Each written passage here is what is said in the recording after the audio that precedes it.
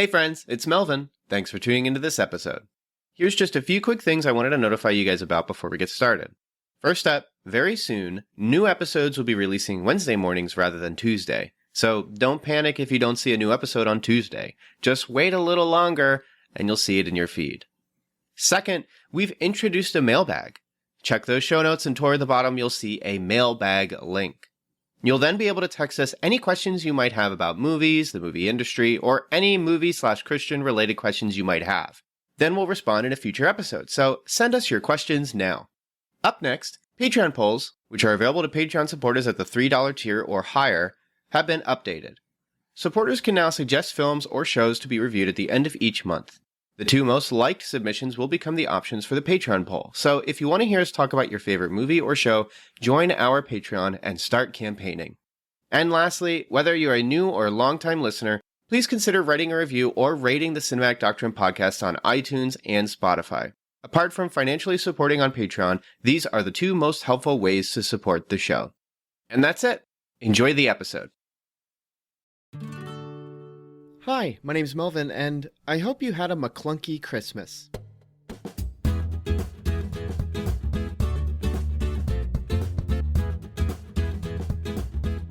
Welcome to Cinematic Doctrine, a Christian podcast service that encourages and equips Christians to engage and reform the culture of cinema. On this episode, we'll be checking out J.J. Abrams' Star Wars Episode 9, The Rise of Skywalker. I feel like you wouldn't be listening to this review if you haven't seen The Rise of Skywalker already, so this doesn't seem all that necessary, but I'm going to do it anyway. I'm not covering any spoilers in this review. If, for any reason, you haven't seen The Rise of Skywalker, don't worry. I'm not going to spoil any plot points, pivotal moments, or anything like that. But, like I said, most people listening probably have already seen the film, so why don't we stop wasting time and jump into this already? Star Wars Episode 9, The Rise of Skywalker, is the conclusion not only to the Disney sequel trilogy, but the Skywalker saga. Set after the events of Rian Johnson's The Last Jedi, we pick up in a galaxy still fraught with conflict. Supreme Leader Kylo Ren dominates the stars and seeks to remain in power. Rey continues her Jedi training, and Finn and Poe travel the stars, continuing to advance the hope of the Resistance. But all is not well when Palpatine returns, and everyone's plan for their future is put on hold as the last great Lord of the Sith makes his unexpected debut. So begins the grand climax to this 42-year saga. Star Wars Episode 9 The Rise of Skywalker is rated PG-13 for sci-fi violence and action. Throughout the film is constant violence, not least starting with Kylo Ren fighting on an unnamed planet. However, despite the tone-setting sequence, the film isn't nearly as dark or aggressive as it may lead you to believe. The violence present in the opening minutes doesn't continue in the same manner. Like the other Star Wars films, it's exciting sci-fi violence with little at stake. Apart from that, there really isn't much else to mention in the content warning apart from there being romantic tension at times between many characters, and a kiss between two women at the end of the film that may be a bother to some viewers. Now, before we take a look at Star Wars Episode 9, The Rise of Skywalker, I wanted to share real quick that if you've come to enjoy Cinematic Doctrine and would like to support the show, be sure to leave a review on your respective podcast app at the end of this episode. And if you're looking for more content, head on over to cinematicdoctrine.com and check out an episode of Like Flint Radio I made a guest appearance on where we talked about George Orwell's classic novel 1984 and two of its film adaptations. Both the Michael Radford film featuring John Hurt, as well as the 1953 BBC live TV adaptation featuring Peter Cushing. Apart from that, you can also get connected with Cinematic Doctrine's social media from the website, so be sure to check that out. Also, Cinematic Doctrine has a Patreon. For as little as $3 a month, you can join other patrons and vote on a movie I review once a month, as well as take joy in feeding my coffee addiction. Any amount is appreciated with multiple tiers to choose from, all of which go toward making Cinematic Doctrine the best podcast it can be. I want to be careful about how I go about this review. I don't really enjoy writing negative reviews, and I don't necessarily like tearing into anyone about the things they do. I think there's a place for criticism, but not a place for being unkind. And I start this way because my initial response to The Rise of Skywalker is negative, and I felt that way throughout my viewing experience, so I want to be upfront about that. And I also want to be upfront about the fact that I'm not going to spend my time targeting anyone who did enjoy this movie. That wouldn't be film criticism, that would be bullying. But most of all, I want to be upfront about something I think is very dangerous when it comes to big franchise films, especially Star Wars, and that's idol worship. A discussion on that front is far broader and encapsulates Star Wars as a whole, so why don't we start with talking about The Rise of Skywalker as a film, and then move our way outward. During the last few months, there were rumors that The Rise of Skywalker hadn't gone gold yet. By gone gold, I mean it hadn't been finished. It was still in post-production, which is the act of editing the film. J.J. Abrams, or whomever oversaw the editing process, had to align the film's many scenes in an appropriate and understandable way, along with implementing all the necessary sound effects, music, everything. And I'm talking like the film was late into production during the process. The film released December 20th, and apparently it didn't go gold until like early to mid-November. And while that's technically on time, there's still something about that late process of production that was a bit worrying. It meant they were still trying to stitch everything together just to get it right, but couldn't seem to find the right cut. And for reference's sake, J.J. Abrams' 2009 Star Trek film had gone gold about 3 months prior to the film's release. And I mention this because the film very much feels like a late-stage re-edit of a re-edit of a re-edit. One example is a scene in which our characters are riding speeders on a desert planet under the hot pursuit of some stormtroopers. You may have seen this in the trailer, or even watched the scene ahead of release on YouTube or social media. And in this scene, our characters are shooting lasers at their pursuers. During one part of this high-speed chase, they dive between a crevice. The stormtroopers continue to chase after them and are continuing to fire at one another. It's tight and claustrophobic and visually stimulating, and then, all at once, the camera's cut to Chewbacca firing his crossbow. But he's no longer in the crevice. The bolt from the crossbow is shown to hit a stormtrooper who also is outside of the crevice. One shot they're inside the crevice, another they're outside. Since we never watched anyone exit the crevice, perhaps through a wide shot that shows their speeders exiting into the open desert again, I was wondering if perhaps Chewbacca was on a different speeder that went a different direction. Or maybe he never got into the crevice yet, and we were about to see him enter it still under hot pursuit. However, we then have a new wide shot, and we see Chewbacca is on the same speeder as everyone else. In this shot, there's no crevice or high rock structure in the background indicating that they had just exited the structure. As far as the editing is concerned, they were inside the crevice, then warped outside of it in a split second. This seems really minor, but what essentially happened in my head, and inside my wife's head, as we watched this scene, was trying to figure out whether or not Chewbacca was with someone else, whether or not we had blinked and missed something, whether or not the projector skipped, which honestly can't be the case because everything's digital now, or whether or not there was a straight-up mistake during the transition. Because typically in a movie, when characters make a move between settings, we see this plainly handled through a transitional shot. This sounds nitpicky, I get that, and I recognize there's almost an utter and complete intolerance to even mentioning things like this. But it's important to bring this up with regards to the rumor that this film was in Frankenstein mode where the pieces were constantly being edited together in a multitude of ways. Because this segment isn't the only time where characters jump around or warp from location to location.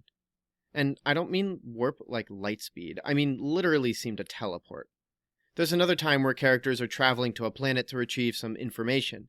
We watch our hero's ship fly toward a city, and rather than show us characters docking or exiting their spacecraft, the next segment shows Poe Dameron sneaking around the snow-covered town, hiding from stormtroopers. There's a part of the brain that clicks and must catch up between these moments in the film, and it's really disorienting. Sticking with this scene, Poe's hiding while stormtroopers are raiding homes or patrolling, and it's about 20 seconds of him sneaking behind walls or watching troopers walk this way and that. It's a lot of stormtroopers, and when he finally catches up with the rest of the gang, his first words are, "They're everywhere."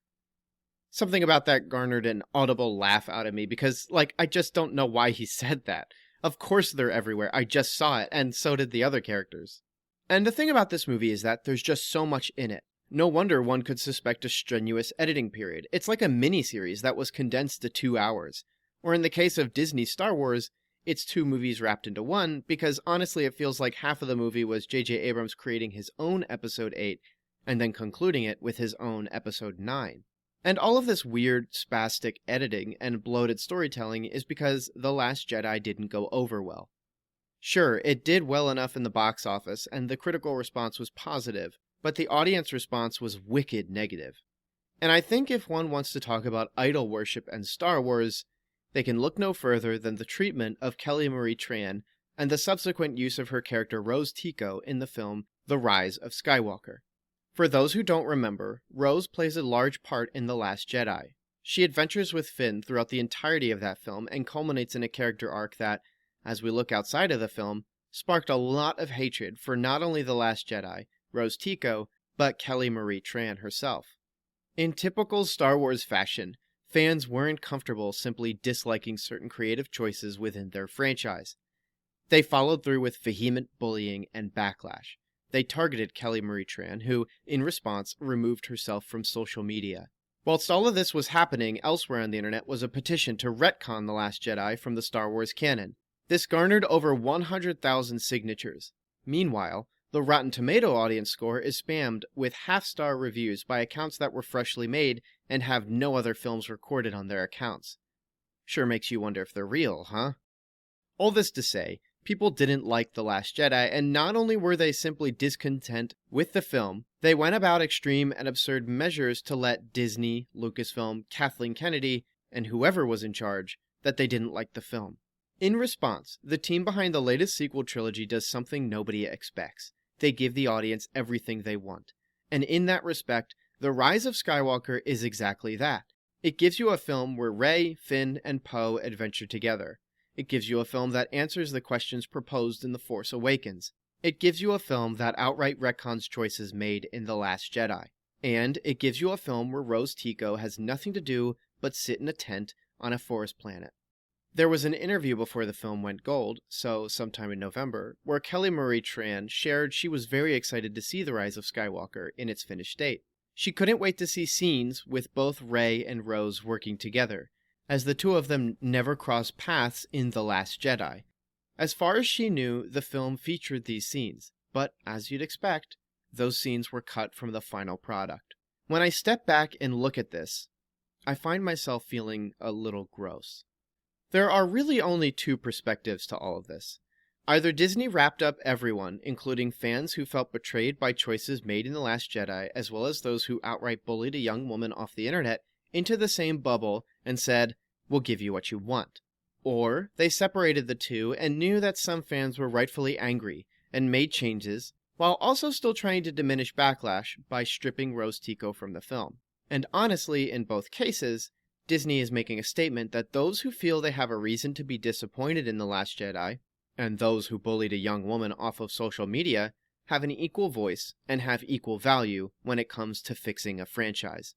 To describe this situation, I said a few choice words I don't agree with, so I'm going to essentially say them again, but replace them with words I feel are more appropriate. There are only two ways one can look at this. Either Disney wrapped up everyone, including fans who whined about the choices made in The Last Jedi, as well as those who outright bullied a young woman off the internet, into the same bubble and said, "We'll give you what you want." Or they separated the two and knew that some fans were unrightfully angry and made changes, while also still trying to diminish backlash by stripping Rose Tico from the film. The key words I changed were betrayed to whining and rightfully angry to unrightfully angry. If it sounds like I'm making a correlation between those who simply didn't like The Last Jedi and those who bullied a woman off the internet, I'm not. I'm making a correlation between those who were so angry with The Last Jedi that they signed a petition and spam-voted negative ratings with fake accounts on a film with those who bullied a woman off the internet. Are they both the same kind of sin? No. Are they both coming from idol worship? Yes. Why do I feel confident enough to make that claim? Well, because I was part of that mob. I didn't spam hate comments on Kelly Marie Tran's social media. I wasn't even using Instagram at the time. But I really didn't like her character. I largely hated the film, and I remember watching hours of criticism on the film where virtually everyone was basically taking potshots at Rian Johnson for writing what they felt was heresy. In fact, even now YouTube is trying to recommend me a video that's titled something along the lines of "Mark Hamill tells off Rian Johnson in public," and the thumbnail is the two of them sitting on a stage at some convention. Like, I don't want to watch people yell at each other. If I wanted to do that, I would have watched the Democratic debates. I have no interest in living that life again. It was stupid to be so heated then, and I definitely won't get that heated now. And while Rian Johnson's The Last Jedi isn't a flawless film, are we so convinced that all this behavior is well-deserved? I would hope not. It's a movie. It's a story. It's a piece of art. It may not be good art for some people, but it's something that came from someone's soul, and if that product isn't sinful, then we have no right to respond with such hatred. And to back that last statement up, I want to say that if someone literally creates a hateful product filled with racism, sexism, and glorifies sin, then you absolutely have a reason to protest it. But The Last Jedi? How in the world is that worth anyone's effort to protest? I think this is where we start to see the mass idol worship behind Star Wars. We start to see how there's a culture behind the franchise that has an image set forth as to what Star Wars represents. We hear all the time about how people grew up watching Star Wars. Some people even share that their first memories are of Star Wars. I remember spending time at my grandparents and watching them on VHS all the time, so I'm part of that group too. We hear about how people commit so much of their time to reading Star Wars, purchasing Star Wars products, collecting Star Wars memorabilia, and I start to think to myself that this complete commitment of income, brainpower, and emotions are far beyond healthy and straight into worship. And when that thing you worship does something you don't like, you go hog wild and lose yourself in the heated rage of being betrayed. That thing you have a right to liking now did something you don't like? Oh, that's it. Forget everything. It's ruined. It's abandoned everything you hoped for. It's turned its back on you and your entire life feels like a sham. And it was ruined by one guy's vision. So, okay, this isn't my review of The Last Jedi, it's my review for The Rise of Skywalker. But I have to say all that because despite this film trying to be equal parts its own thing, equal parts a conclusion to the Skywalker saga, and equal parts a separation from The Last Jedi, it ironically becomes another one of those YouTube videos that's 2 hours and does nothing but criticize The Last Jedi. There are lines of dialogue that sound like direct counters to lines of dialogue present in The Last Jedi. There are scenes built entirely around taking apart themes or messages presented in The Last Jedi. There are moments that have virtually no reason to be in the film, apart from being a scene to take a crack at The Last Jedi. And again, all of that just feels so freaking gross to me. I mean, how do you think Rian Johnson feels that Disney, Lucasfilm, Kathleen Kennedy, or J.J. Abrams are totally behind him for his film, only to backhand him 2 years later? Or what about Kelly Marie Tran, who was essentially fired without being fired? I wrote out an example of what I found most problematic about this film on my Letterboxd review, so I'm going to read that here for you now. Imagine a classroom where a teacher wants everyone to get along. However, there's a young girl who isn't doing anything wrong, she's just getting bullied by everyone else. The teacher can't get rid of her because she's their responsibility, and also her parents are paying her tuition. But the teacher can treat her differently. In the hope of keeping the community of the classroom working together, she creates an activity that will segment this young girl from the group, preventing her presence from becoming a nuisance to the other children.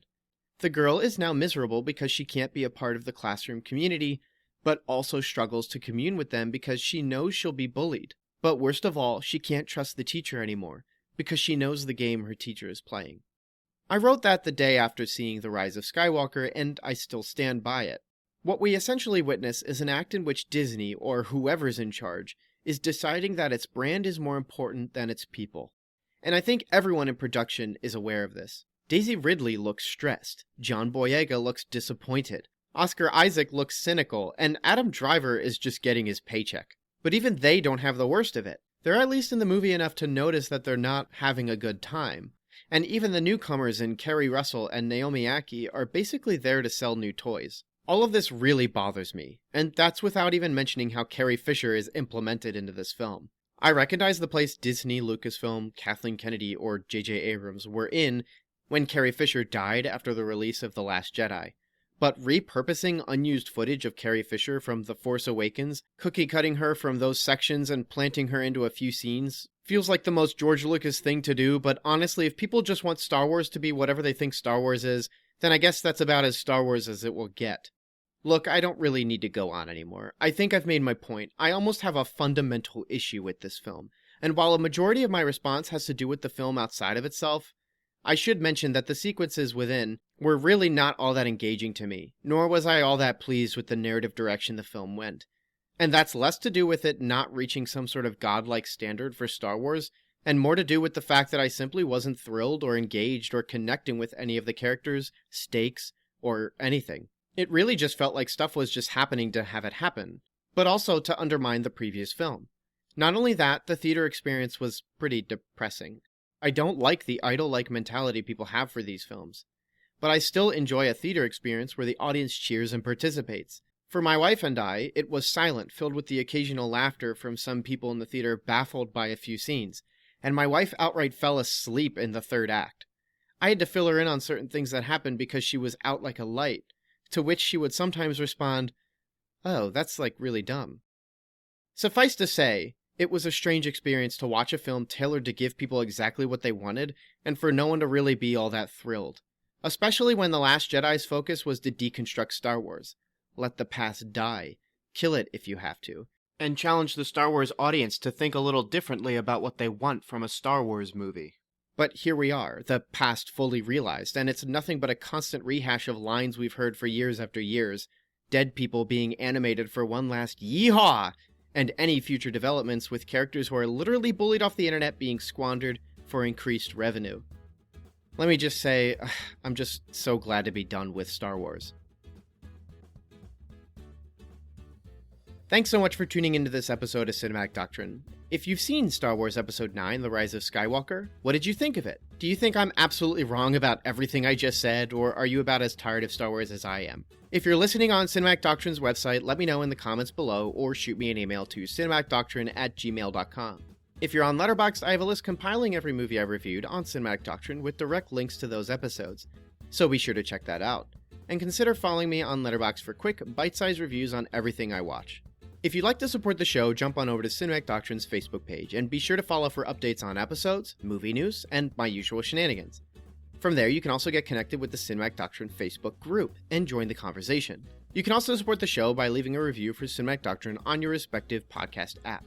And if that's not enough, head on over to Cinematic Doctrine's Patreon. For as little as $3 a month, you can join other patrons and vote on a movie I review once a month, as well as take joy in feeding my coffee addiction. Any amount is appreciated with multiple tiers to choose from. All of it will go toward making Cinematic Doctrine the best podcast it can be. A special shout out to those who supported the Art House Theater tier. Thank you so much, Mom and Dad. You're the best. All of this will be available in the show notes. Until next time, stay cool. Want some Cinematic Doctrine swag? You're in luck. We've got 3-inch Cinematic Doctrine logo stickers exclusive for Patreon supporters. Perfect for your travel mug or laptop. Head over to patreon.com/Cinematic Doctrine, link in the show notes, and choose the Independent Theater tier. Doing so will net you other perks too. But let's be real, the podcast stickers are the coolest perk. So get yourself some podcast stickers by supporting on Patreon.